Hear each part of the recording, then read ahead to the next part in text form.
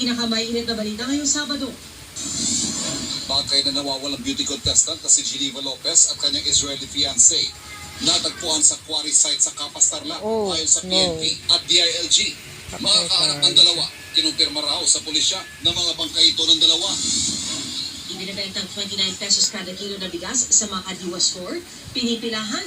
Hiling ng mga mamimili, palawakin ang sakop ng mga binibentahan.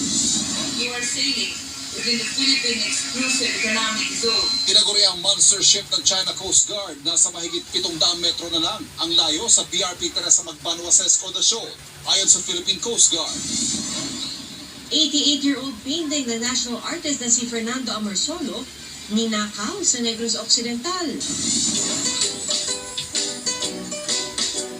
Isang nonchalant Persian cat at super kulit Pomeranian. Parehong fur babies. Ang sinusikat. At ang pasilip sa di tinakbong performance ng Running Man Philippines para sa concert na OG Running Man Korea.